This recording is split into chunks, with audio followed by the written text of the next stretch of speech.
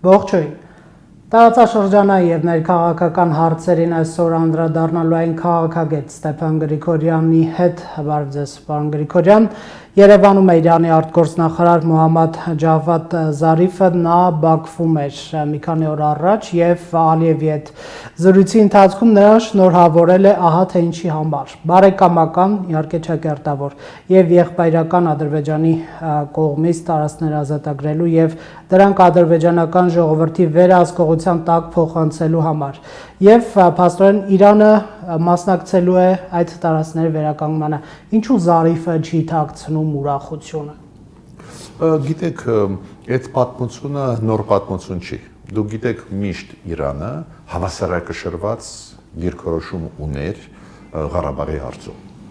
Միշտ իրանք ասում էին, որ խաղաղ ճանապարհով պետք է լուծվի, որ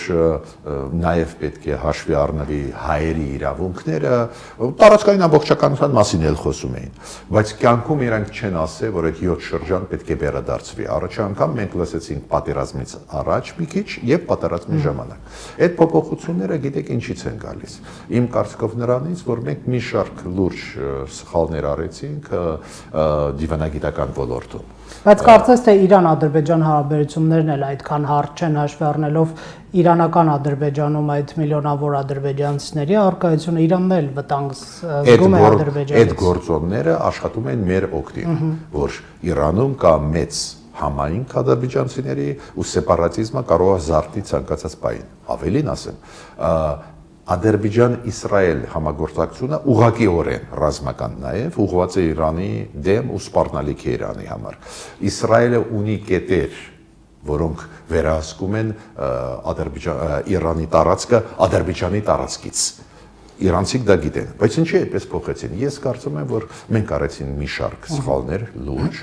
չխորհրդակցելով Իրանի հետ, օրինակ նույն Իսրայելում բացումը մեր դեսպանատան, մի բան է ունենալ դիվանագիտական հարաբերություններ, մի այլ բան է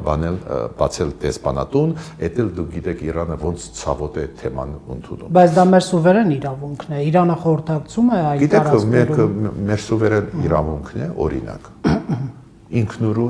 ինքնուրույն գազ բերել Հայաստան։ Մենք օգտագործում ենք դա։ Ռուսաստան թույլ չի տալիս, այսինքն խողովակը այնպեսին դարձավ, որ հնարավոր չէ Գազպրոմին հակակշռել։ Ոչ միայն թույլ չի տալիս, մենք հաշվի ենք առնում նաև Ռուսաստանի շահը, չէ՞։ Հասկանում ենք, որ Ռուսաստանին կարող է դա դուր չգա։ Այդ ո՞նց է։ Հասկանում ենք, որ Ռուսաստանին կարող է դուր չգա, գազը չեն բերում, որ ավելի էժան գազ ունենա մեր ժողովուրդը, բայց այդտեղ հաշվի չառանք Իրանի կարծիքը։ Մյուս հանգամանքը, որը ինձ շատ զարմացրեց, բայց դա հստակ է, ես ճշտել եմ հենց դիվանագետներից, ոչ թե Հայաստանում աշխատող տարբեր երկրների, այլ աշխատող ՄԱԿ-ում, որ Իրանը բավական բացասական արձագանքեց նրան, որ մենք Սիրիա ուղարկեցինք ինչ որ խաղապահներ։ Պարզվեց, որ Իրանը դա ցավոտ ընկալեց։ Չգիտեմ ինչու, բայց Մերոնք երբ այդ քայլերը անում էին, դժբախտաբար չմտածեն հետևանքների մասին։ Կարծես թե քայլերը տրամաբանական են, բայց չմտածեցին, որ դա կարող է Իրանին դուր չգա։ Ուրեմն մենք բոլոր հարցերը, որոնք այս կամ այն կերպով կապված են Իրանի հետ, պետք է խորհրդակցեինք։ Ես կարծում եմ բաց թողեցինք, դա է պատճառը, որ Իրանը փոխեց կարծիքը։ Ու մյուսը Ռուսաստանի գործոնը։ Ռուսաստանը երբ որ ակտիվ մտավ տարածաշրջան, մեծ մերձավորարվել, սկսեց աշխատել Իրանի հետ ու երբ որ Ռուսաստանը որոշում ընդունեց, որ Լավրովի պլանը պետք է աշխատի, իրանք համոզեցին Իրանին, որ հետ կանգնի ու չաջակցի մեզ։ Ռուսաստանի գործոնն էլ շատ մեծ է։ Դες Ռուսաստանը իր շահերից ելնելով որոշեց մեզանից օտարել, օրինակ Շուշին կամ Հադրութը, որոշում ընդունեց ինչ որ քայլեր անել Ռուսաստանը։ Ու պարզ է, որ Ռուսաստանին շատ կարևոր էր, որ Իրանը դեմ չլինի, քանի որ Իրանը կարող էր ուղղակիորեն մեզ աջակցել պատերազմի ժամանակ։ Օրինակ օդը բացել, թույլ տալ, որ զենք մտնի։ Ես կարծում եմ, այդտեղ նաև Ռուսաստանի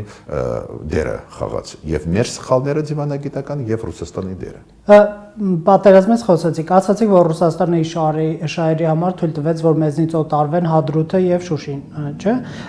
Բայց այստեղ այլ հարց է գալիս, Ռուսաստանի շահը Ղարաբաղում նաև խաղաղապահներ ունենալն էր, եւ եթե բարձրադիր Շուշիում ունենային այդ խաղաղապահները, պետք է որ դա իրենց ավելի շահեկան լիներ, չեն մտածել այս տարբերակի մասին։ Ով։ Ռուսները։ Շուշին թողնել հայկական եւ այնտեղ բերել։ Բայց հիմա խաղապահները ռուս կան Շուշիում։ Ահա, Ռուսաստանի վերահսկողության տակ է։ Ահա։ Ռուսաստանի վրա, բայց ուղղակի Շուշին իրանք տվեցին, որ ես կասեի ադմինիստրատիվ իմաստով ադրբեջանցիների տակ լինի։ Դա բարձր Ռուսաստանը ինչի արեց, մի քանի հանգամանք, բայց գլխավորը իրանք սպասում են, որ Ադրբեջանը մտնի ԵԱՏՄ։ Ինչը կարող է տեղի ունենալ Չի տեղի ունենալու, Ադրբեջանը կխուսափի, դրանից հետո Ռուսաստանի դիրքորոշումը մի քիչ կփոխվի օգուտ մեզ։ Վերադառնանք Զարիֆի այցին, Արա Այվազյանը Հայաստանի արտգործնախարարը ասում է, որ Հայաստանը չի համարում, որ Արցախի դեմ Ադրբեջանի ագրեսիայի եւ ուժի կիրառման արդյունքները կարող են հիմք ստեղծել տևական խաղաղության համար։ Նոր լրջագույն մարտահրավերներ են ստեղծվել։ Սա ասվում է Զարիֆի Մոսկվայում արած այն հայտարարության ֆոնին, որ կոնֆլիկտին վերջ է տրվել։ Փաստորեն Հայաստանը ինչ է փորձում Իրանին հասկացնել, ինչ է սա նշանակում։ Դա Հայաստանի դիրքորոշումն է շատ դրական, շատ ողջունելի, որ մենք ասում ենք Իրանին, որ ոչ, մենք գոհ չենք, որ կարգավիճակը ստատուս կոն փոխվեց, ստատուս կոն փոխվեց ուժով։ Դա շատ ճիշտ մեսեջ է, թող Իրանը իմանա։ Ես ուզում եմ ասել Իրանի ժողովուրդը մեզ համար բարեկամ ժողովուրդ է։ Կառավարությունը չեմ ասում հակահայկական է, կաշխատեն մեզ հետ։ Ուրեմն Իրանը պետք է իմանա մեր դիրքորոշումը։ Իրանը պետք է իմանա մեր դիրքորոշումը։ Ես ավելին ասեմ, ես կասկած չունեմ, որ ինչ որ ժամանակ հետո Իրանը կհասկանա, որ սխալը արե, քանի որ լկտիանում է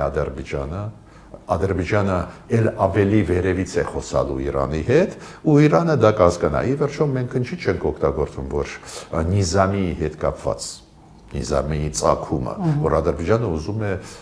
նիզամին իրան վերագրել, որ իբր ինքը ադրբեջանցի է ազգությամբ եւ այլն, շատ ցավոտ է դա անցալում Իրանը, բայց մենք դժբախտաբար այդ գործոնները չենք օգտագործում, չենք աշխատում ակտիվ, հիմա ես տեսնում եմ, որ արտգործնախարարությունը շատ ճիշտ մեսեջներ է ուղարկում աշխարհին, նաեւ հարևաններին Ղարաբաղի հարցով, որ ոչ մի բան լուծված չի, կարգավիճակահարցը լուծված չի, ուժով փոխել ստատուս կվոն դա սխալ է, շատ ողջունում եմ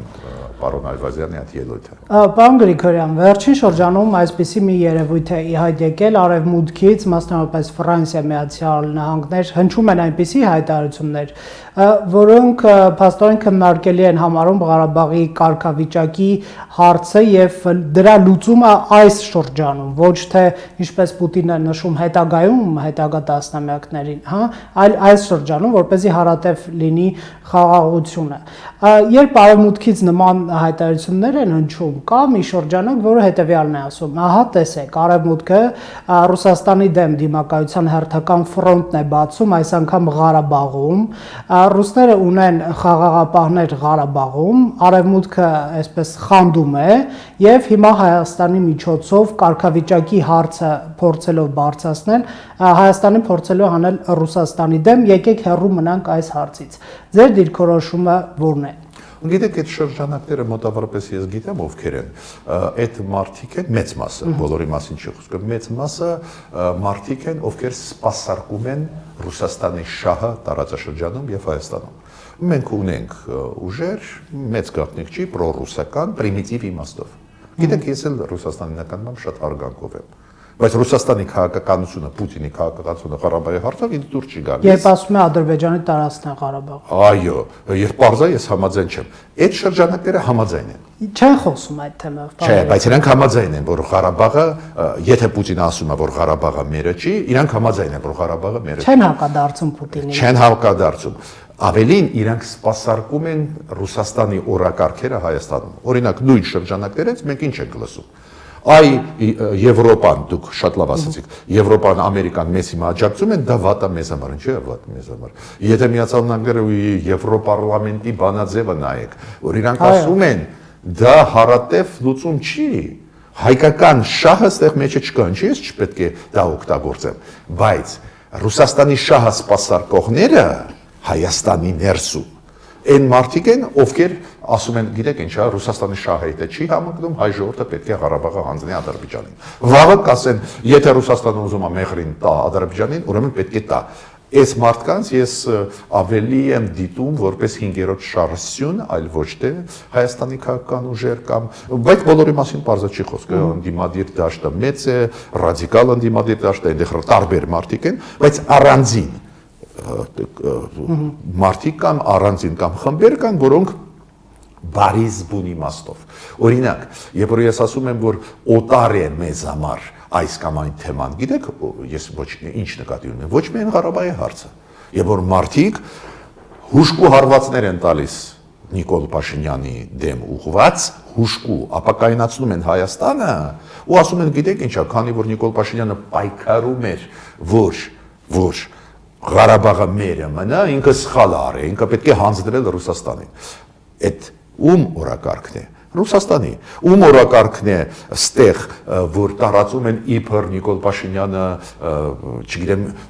տվեց Շուշին, կամավոր կամ ինչ-որ բան։ Դա Ռուսաստանի ցանկությունն է, պատասխանատվությունը մեկի վրա գցել, որ ժողովուրդը, հայ ժողովուրդը չիմանա, որ Ռուսաստանը մեզ դավաճանեց։ Ռուսաստանը մեզ չաջակցեց։ Ու նույն արհեստական օրակարգից է այն բավական մեծ արշավը, որը գնում է հասարակական կազմակերպությունների դեմ, իրավապաշտպանների դեմ, տարբեր ֆոնդերի դեմ, այդ արշավը հայ ժողովրդի հետ ինչ կապ ունի։ Հայ ժողովուրդը շատ ռացիոնալ ժողովուրդ է։ Հայ ժողովուրդը տեսնում է, որ իրավապաշտպանները շատ մեծ գործ են անում։ Այ հենց այսօր իշխանությունը չունի հզորություն բոլորին աջակցել, իրանք փորձում են աջակցել։ Բայց այդ մարդիկ Հայաստանի ներսում Ռուսաստանի աջենդան օրակարգը բերում են հարվածելու համար տարբեր հասարակական սեկտորի ներկայացուցիչներ, փորձագետներ, որ Հայաստանը ինքնուրույն չի լինի, որ Հայաստանը չուժեղանա, Ռուսաստանում դա տեսնում են։ Ռուսաստանում փակեցին ֆոնդերը, ոչ միայն Սորոսի ֆոնդը, բացասարակության ինստիտուտը, այնտեղ փակեցին գերմանական ֆոնդերը, այնտեղ փակեցին այլ ամերիկյան եւ բրյուսելյան հայտնի ֆոնդը։ Դա մեր օրակարգը չի։ Ռուսաստանը պայքարում է արևմուտքի հետ։ Մենք ինչ թեմայի մասին հիշեցի 2018-ից հետո։ Ինչա։ Ինչու այդ ժամանակ հիշեցի 2018-ից հետո եւ նույն այդ հիմնադրամը օրինակ չփակեցի, երբ իրենք իշխանության էին։ Քանի որ ռուսները վերահսկում էին նախկին իշխանություններին։ Նրանք հանգիստ էին։ Իրանց էր իշխանությունը։ Այսօրվա մեր իշխանությունները, այո, Ռուսաստանի հետ լավ աշխատում է Նիկոլ Փաշինյանը, ճիշտ է անում, բայց այսօրվա իշխանությունները այնուամենայնիվ ուզում են այլընտրանքներ զարգացնեն, ուզում են ինչ-որ չափով սուվերենությունը ուժեղացնել, ու դա մտահոգում է Ռուսաստանին։ Դա է պատճառը, որ հիմա Ռուսաստանը իր 5-րդ շարժության միջոցով այդ օրակարգերը մտցնում է Հայաստան։ Մենք պետք է դրան դիմադրենք։ Հարցը կոնկրետ ֆոնդի մեջ մենակ չի, կամ հասարակական գործիչի մեջ չի, հարցը նրանում է, որ Հայաստանը ժողովրդավարական ճանապարհով է գնալու։ Մենք չպետք է գնանք Թուրքիայի, Ադրբեջանի ճանապարհով, ովքեր փակում են, նստացնում են ընդդիմադիրներին, փակում են հասարակական գործիչներին բանտերում։ Այդ Թուրքիա, Ադրբեջանի գիծն է, մեր գիծը չի։ Պարոն Գրիգորյան, պատերազմից հետո մի այսպիսի խոսույթ է ձևավորվել, որ այն պատերազմում մեր պարտությունը նաև ժողովրդավարության հետևանքն է։ Այս իշխանությունը եկավ, ներարկեց մեզ այդ ժողովրդավարական արժեքներով, հետո սկսեց քանդել բանակը, քանդել տարբեր ինստիտուտներ, այսինքն քանդելը եւ ժողովրդավարությունը միահյուսում են, հա, այդ շրջանակները, եւ դրանից հետո փաստորեն մենք պարտություն կրեցինք։ Այ նախկին իշխանությունները ճիշտ է տոտալիտար էին, բռնապետական էին, թալանում էին, բայց բանակ ամուր են բամ եւ տեսեք Ղարաբաղը չեն հանձնել։ Այս բանաձևի հետևում ինչ կա կամ։ Հիմա ես իմ վարկած ասեմ։ Ժողովրդավարությունը այսպես դեմոնիզացվում է, վատ երևույթ է ներկայացնում։ Ժողովրդավարությունը միակ ճանապարհն է հայ ժողովրդի, ուրիշ տարբերակ մենք չունենք։ Մենք ռեսուրս ունեցող երկիր չենք։ Ուրեմն ժողովրդավարությունը ճիշտ ճանապարհ է, ուղղակի նոր իշխանությունները այդ ժողովրդավարական սկզբունքները շատ դանդաղ էին ուժեղացնում։ Նույն սահմանադրությունը պետք է արագ փոխեին, որ կառավարումը բանակի էֆեկտիվ լիներ։ Դավիթ Տոնոյանի ասածը նայեք, կրկնումը մոտավորապես այն միտքը, որ մենք ասել ենք, որ գլխավոր օրինակ եմ ասում, գլխավոր հրամանատարը միշտ պետք է լինի պետության գլուխը։ Այդպես չպետք է լինի, որ պաշտպանության նախարարն էր, հետո փոխանցեցին պատերազմի ժամանակ վարչապետին։ Ու ստեղ առաջացան խնդիրներ կառավարման։ Ուրեմն հակառակը դու պետք է ժողովրդավարությունը ուժեղացնեիր, դա քեզ կօգներ, բայց ավելին ձեզ ասեմ, այն քայլերը, որ այսօրվա իշխանությունը արեց բանակում դրական քայլերը 2 տարվա, 2.5 տարվա մեջ, բերեց նրան, որ մենք դիմադրում էինք 44 օր։ 44 դիմադրությունը դա գալիս է մեր զինվորների քաջությունից, այս կառավարության պայքարի կոռուպցիայի դեմ բանակում թեթևացավ բերը բանակի, լավացավ իրավիճակը, նոր զինատեսակներ, դրականը միանշանակ կար։ Մենք քննադատում ենք, որ այդ դրականը չհասցրեցինք, ասենք,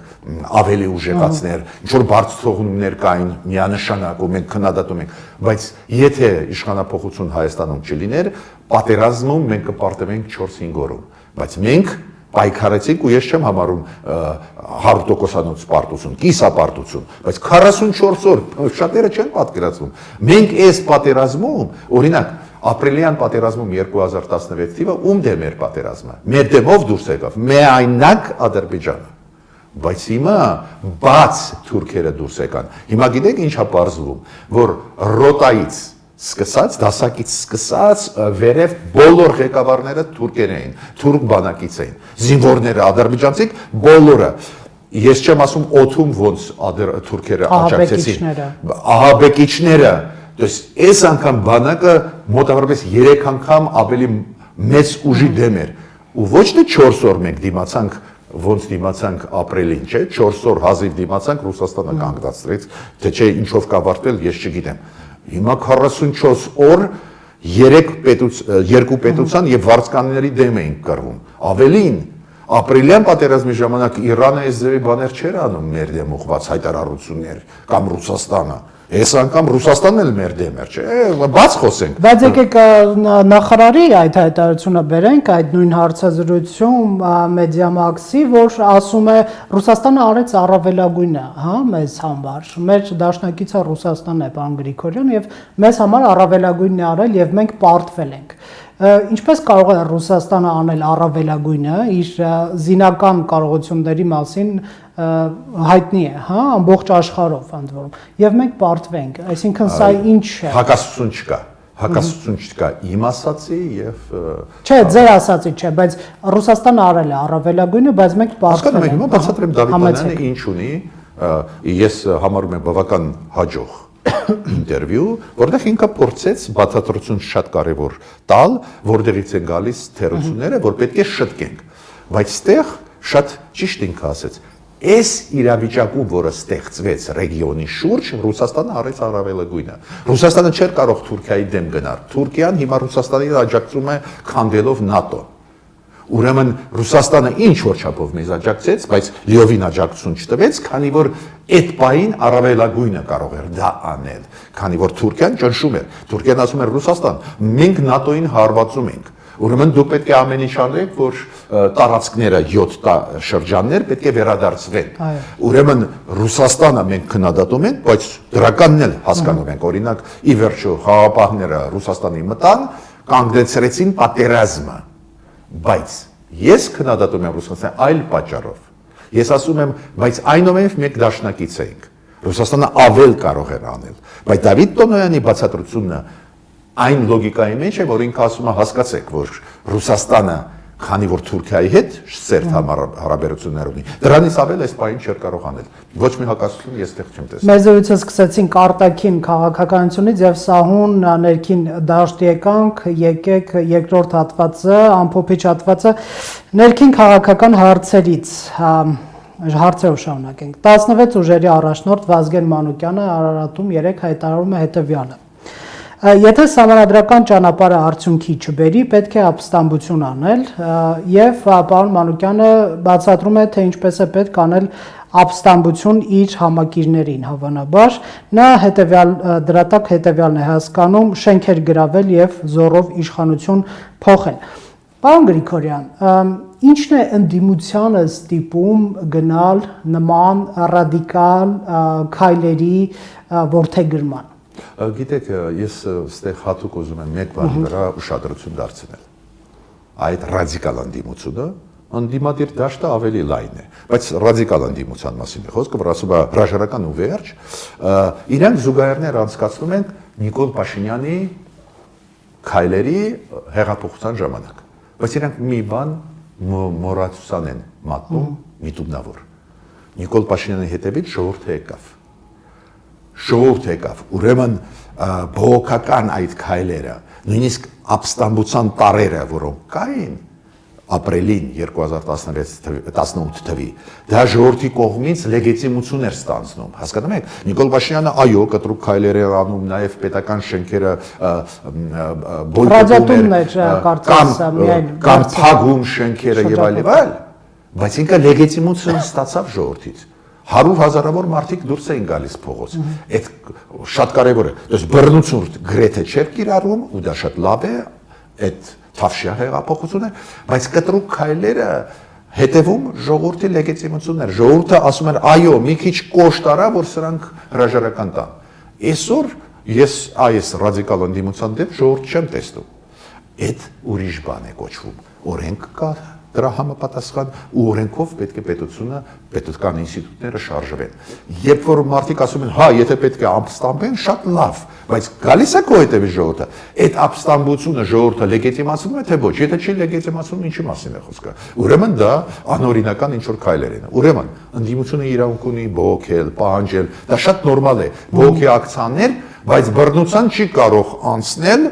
ցանկացած դեպքում, բայց այս դեպքում զորով գնալ, եթե քո իր հետևից ժողովուրդը չի գնում, ընդհանրապես լեգիտիմությունից դուրս է։ Ես ուրիշ բան ուզում եմ առաջարկել իշխանությանը։ Մի քիչ արագացրեք քայլերը, ռեֆորմները, սահմանադրության փոփոխությունը, տարբեր ուղղություններով, որը մեզ խանգարում է, որ զարգանա։ Գիտեք, այդ պահանջը արտահայտ ընտրությունների շատ օբյեկտիվ, շատ նորմալ պահանջ է։ Եվ ռադիկալ ընդդիմությունը, որը պահանջում է, ես համարում եմ շատ նորմալ։ Վազգեն Մանուկյանը ասում է, ես այս իշխանության օրոք կազմակերպված ընտրության չեմ մասնակցել։ Դու գիտեք ինչ է, ես էլ ասում եմ այդպես։ Այս իշխանությունը կազմակերպեց մեկ ընտրություն, ու այդ ընտրությունները կազմակերպեցին նորմալ, առանց խախտումների, որ արդյունքները ընդունեցին բոլորը, նաև այդ ռադիկալ ընդդիմության կուսակցությունները, չէ՞։ Ես ինչի պետք է կասկածեմ, որ Նիկոլ Փաշինյանը նոր ընտրությունները չի կազմակերպի ազնիվ։ Իսկ ինչի հիմք ունեք կարծելու, որ նրանք նորմալ չեն կազմակերպի։ Ну, կներեք, 20 տարվա պատմությունը ցույց է տալիս, որ այն կուսակցությունները, որոնք կան այդ դաշինքում, բավական պրոբլեմատիկ ընտրություններ էին կազմակերպում, ես կոռեկտ եմ ձևակերպում, տեսակ, ի վերջո այն բողոքները ընտրություններից հետո այդ պայքարը, այդ ապստամբությունը ժողովրդի տարբեր ժամանակահատվածներում բոլորս հիշում ենք, էլի, եկեք իրար չխաբենք, էլի։ Արյուն թափվելու վտանգ տեսնում եք։ Գիտեք, ես ասեմ այդպես, հիմա չեմ տեսնում, բայց վտանգներ կան, ինչու, քանի որ կան խմբեր մարդկանց ու ընդդիմությունը, նաև ռադիկալ ընդդիմությունը պետք է զգուշ լինի։ Կան առանձին խմբեր, որոնք շարժվում են օտարի ցուցմունքով, առաջի հերթին Ռուսաստանի։ Իրանք բերում են օրակարգ հարցեր, որոնք մերը չեն։ Ու դա կարող է այո սրի այդ հարաբերությունները ու պայքարը։ Դա է պատճառը, որ ես իշխանությանը հիմա դիմում եմ։ Ասում եմ իշխանություն, վարչապետը չպետք է հրաժարական տա, չպետք է տա, ոչ մի դեպքում, ինքը միայն լեգիտիմ է։ Լեգիտիմություն այսօր ունի մենակ Նիկոլ Փաշինյանը։ Նույնիսկ պարլամենտը չունի։ Դուք կարող եք ասել ոնց, անցան լավ ընտրությունները, ժողովուրդը ընտրում էր Նիկոլ Փաշինյանին, այլ ոչ թե այս պարլամենտը։ Ուրեմն գթե գձև ցրելու ազգային ժողովը արտահերթ ընտրություններ, այլ ես գիտեմ, որ հիմա շատ լուրջ քննարկում է գնում, դուք գիտեք, ինքնալուծարման մեխանիզմով ցրել ազգային ժողովը, որ արտահերթ լինի։ Այո, սահմանադրությունում փոփոխություն կատարեք։ Եթե միջև գալը ես ստուգեցի մի քանի եվրոպական երկրներում դա կա, նույն Շվեդիայում, նույն Լիտվայում, то есть բացի հրաժարականից վարչապետի ու դրանից հետո արտահերթ ընտրությունների, իրանք այլ մեխանիզմներ ունեն։ Օրինակ, ինքնաբացակ, երբ որ ազգային ժողովը որոշում է ընդունում, որ լուծարվում է, որ նոր ընտրություններ։ Կարծես այդտեղ էլ ընդդիմությունը պետք է աջակցի, որ այդ օրենքը գործի անցնի։ Ընդդիմությունը պետք է աջակցի։ Հենց պետք է աջակցի։ Ու բացի դրանից, գիտեք, ոչ ոք չի հասկանում դրսում։ Ինչ է նշանակում, որ ընդդիմությունը չի ուզում, որ արտահերթ ընտրություններ լինեն։ Ասում են ուզում ենք, բայց ոչ Փաշինյանը անցկացնի։ Չէ, դե գիտեք, այս ինչ որ անձնավորված, ինչ որ մոտեցում։ Տվեք իշխանությունը մեզ ցանկացած երկրում այդպես էլ լինում է, այլ ձևով էլ լինում է, հարց չկա, բայց ով պետք է տա իրանց իշխանություն։ Թող ծրագիր ներկայացնեն, որ մարդիկ իմանան ինչ ծրագիր ունեն, որ կողմ որոշվեն։ Ծրագիրը դուք լսել եք իրանցից։ Չէ, ծրագիր լսել եք։ Բացի բարերից դավաճաններ, չգիտեմ, հանձնեցիք, չգիտեմ, կոտորեցիք, չգիտեմ ինչ անեն, բացի դրանից ես ուրիշ բան չեմ լսում։ Բայց դա շատ կարևոր է։ Շատ կարևոր է, որ հասարակությունը կողմ որոշվի։ Հասարակությունը երբ լսում է, ես ձեզ ասեմ, շատ հետաքրքիր է։ Հասարակությունը հիմա շատ ուշադիր է մեզ նկատմամբ, փորձագետների, հասարակական գործիչների, հենց դրական իրավապաշտպանների։ Ինչու՞, այդ մեր մենակ ֆունկցիան չի, առաջերտին քաղաքական կուսակցությունների ֆունկցիան է։ Քանի որ մարդիկ ասում են, այնտեղից մենք բան չենք լսում։ Այն չափավոր ընդդիմությունը շատ կառուցողական ուժեր կան, բայց իրենք ռեսուրս չունեն հասցնելու մարդկանց իրենց գաղափարախոսությունը։ Իշխանությունը դա պետք է այսօր անի։ Առաջինը սահմանադրական փոփոխությունները, նաև այդ թվում է ես ձեզ ասացի, որ ինքնալուծարման մեխանիզմով պարլամենտը կարողանա արտահերթ ընտրություն բերի, այլ մեխանիզմներ կարող է ու էլի կան հարցեր, որտեղ փոփոխություն պետք է կատարվի, քանի որ այս ձևի շարունակել անհնար է, սխալը այս ձևի շարունակել, մարդիկ հոգնում են, պատկերացնում եք դուք զարթնում եք առավոտվանից, դες ասում են այս գյուղը տարան, այն սահմանը սխալ, հետո ճշտում է սաղ սուտ է, ամբողջը սուտ է, հասկանում եք, չի կարելի թողնել, որ այս ժողովուրդը այդքան երկար լինի ինֆորմացիոն պատերազմի տակ, այդ ինֆորմացիոն պատերազմը առանձին դեպքում անկեղծ մարդիկ հավատում են, որ շատ վատ է, քննադատում են, առանձին դեպքում դա միտումնավոր է արվում, նաև դրսից, նաև կարող է Ադրբեջանից, կարող է, չգիտեմ, այլ տեղերից, այդ գիտեք, ավելի խթացված, ավելի վատ տեսքով ներկայացնել այդ ինչ որ կա։ Հա, խնդիրները շատ են, բայց ոչ ինչ են կորցրել, բայց անընդհատ ես դա լսում եմ։ Ես, որ պրոֆեսիոնալ այդ հարցերով զբաղվում եմ, մեկ-մեկ հավատում են, ասում են, վայ, հանձնեցին, այո, կորցրեցին, մեղրին։ Հետո նայում вообще մեղրի հետ ընդհանրապես ոչ մի process չի գնա։ Չէ, բայց գիտեք, այդ պատասխանատվությունն է կառավարությանը, թույլ չտալ, որ այս պատերազմը ինֆորմացիոն շարունակվի։ Կառավարությունը ունի ֆունկցիան սուտ լուրեր, բացահայտ տարածողներին փակել, սահմանափակել։ Դա հասկանում եք, չէ՞, նորմալ օրենքներով, որոնք մենք այդ ոլորտում ունենք, օրենքներով կարելի է քայլեր անել։ Չեմ ասում փակել, բերանը մարդկանց փակել, բայց եթե ակնհայտ ամեն օր սուտ է տարածվում, չէ, ինչի մասին է խոսքը։ Չէ, այդտեղ ունի անելիք կառավարությունը։ Ես անկեղծ ես ասել, կառավարությունը սկսեց շարժվել։ Անկեղծ ես ասում։ Շատ ուրախ եմ արտգործնախարարը մինչև վերջ կգնա կառավարությունը այդ։ Ես հույսով եմ, որ կգնա, քանի որ էլ նահանջելու տեղ չկա։ Կառավարությունը ունի պատասխանատվություն մեր առջև։ Ժողովուրդը տվեց 70% Նիկոլ Փաշինյանին։ Ուրեմն կոչ եմ անում։ Իրոք սկսեցին աշխատել, ես կարող եմ շատ օրինակներ բերել, շատ կարևոր։ Կարող է աչքի չի զարնում, սկսեցին աշխատել եւ արտգործնախարարությունը եւ պաշտպանության նախարարությունը։ Շատ լավ է, բայց կառավարությունը նաեւ ֆունկցիա ունի մեզ պաշտպանելու օրինակ ինֆորմացիոն պատերազմից։ Պարոն Գրիգորյան, վերջին հարցը, որ ուզում եմ դուք մեկնաբանեք հետևյալն է, Վազգեն Մանուկյանը հայտարարում է, որ պատերազմի ընթացքում ինքը հեռախոսով կապվել է Արցախի գեներալների հետ եւ ասել է, որ իշխանությունը վերցնեն իրենց ձեռքը, չթողնեն, որ Արայիկ Հարությունյանը կատարի Նիկոլ Փաշինյանի հրամանները եւ Արցախը կորցնի իր ինքնուրույնությունը։ Խնդրեմ։ Դուք գիտեք, ամեն մարդ ունի իր կարծիքը, իր մտավախությունները։ Հիմա ես այդ մտավախությունները, որը ունի Վազգեն Մանուկյանը, ես կարող եմ չկիսել, բայց ինքը ունի մտավախություն։ Ուրիշ բան է, այն փաստը, որ ինքը գեներալներին զանգում էր, դա ճիշտ է թե սխալ է, թող համապատասխան մարմինները ստուգեն։ Չէ, ինքն է ասում, սա ինքն է ասում։ Ես հասկանում եմ, բայց այդ քայլերը ունեն տար օրենքի դեմ ուղված։ Որ Փաշինյանի հրամանները չկատարեն, ինքը ասում է։ Նո, հասկանում եմ, այդ համապատասխան մարմինները։ Ես որպես փորձագետ ասում եմ, տարբեր մարդիկ իրանք ունեն տարբեր կարծիքներ ունենալ, նույնիսկ կասկածներ ունենալ, նույնիսկ դավադրության տեսության կողմնակից լինեն,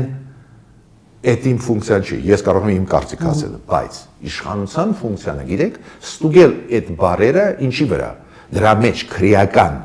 կա պրոբլեմ, թե չկա, ասենք, այդ անդիմադիրի կարծիքն է, ասում է մարդը։ Իսկ պատերազմի ժամանակ կարելի է գեներալներին նման հարցով անհանգստացնել։ Չգիտեմ,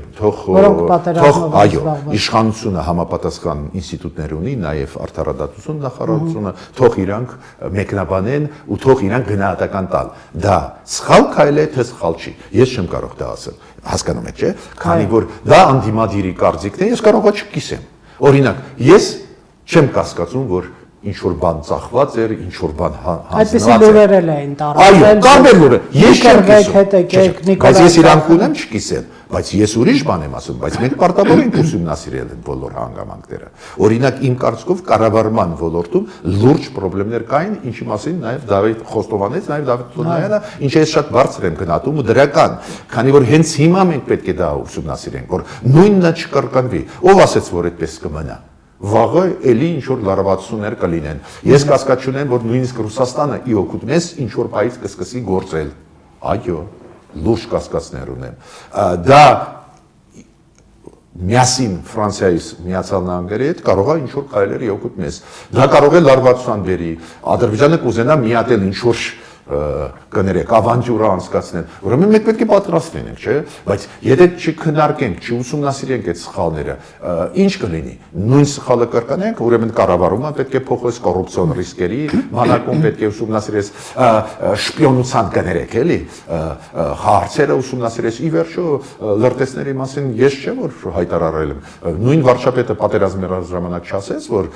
կան կասկածներ, որ ինչ որ մարդիկ կային, ովքեր չգիտեմ ինչ էին անում։ Ուրեմն պետական ինստիտուտները հիմա պետք է զբաղվեն։ Ես շարժ տեսնում եմ պետական ինստիտուտների մոտ շարժ աշխատել։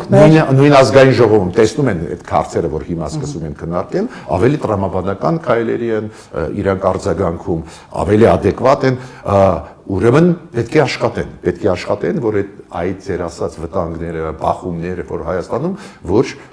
չեզոքացնեն այդ վտանգները։ Վտանգները միշտ էլ կան, ցանկացած երկրում։ Միացյալ Նահանգները, գիտեք, մեկ մտածում ենք, որ ինչ որ մենք հատուկ ծանր վիճակ է։ Միացյալ Նահանգները ամենահարուստ աշխարհի երկիրը։ Տեսակ Տրամպը տրիվիալ պրեզիդենտ չէ, անսպասելի բաներ էր անում։ Պարտվեց ընտրությունների ժամանակ, ասաց, ես չեմ պարտվել։ Սկսեց ապակայունացում այդ երկրում։ Ով փրկեց այդ երկիրը։ Փրկեց այն, որ դատարանները անկախ են։ Ինստիտուտները, պետական կայացած ինստիտուտները։ Հենց ինստիտուտները, ոչ թե անհատները։ Փրկեցին կայացած ինստիտուտները, նույն կոնգրեսը, ու առանձին դեպքերում բարձ անհատների դերը շատ մեծ է։ Նախկին վիցե փող նախագահ Պենսը ասեց Տրամպին, կներես դու իմ ընկերս ես, բայց դու պարտվել ես ու անցկացրեց կոնգրեսով որոշում։ Բայց տեսեք ինստիտուտները ոնց աշխատեցին ու այդ սպառնալիքը չեզոքացրեցին։ Բայց մենք կայացած չենք, մեր ինստիտուտները կայացած չեն։ Ուրեմն իշխանությունը հիմա պետք է ակտիվ գործի, որ այդ վտանգները թույլատնի։ Շնորհակալություն այս զրույցի համար, պարոն Գրիգորյան։ Factor TV-ի տաղավարում զրուցում ենք քաղաքագետ Ստեփան Գրիգորյանի հետ։